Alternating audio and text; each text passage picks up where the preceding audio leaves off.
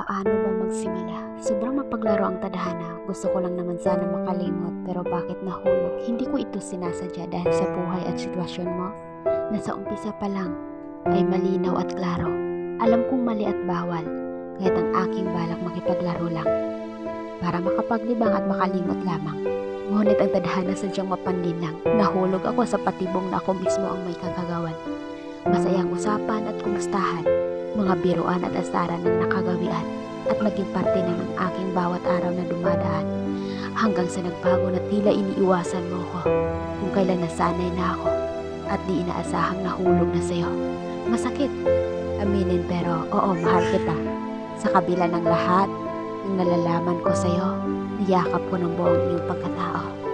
Kahit sa umpisa pa lang mali na at alam kong talo na, pinili kong mahalin kita kahit masakit na.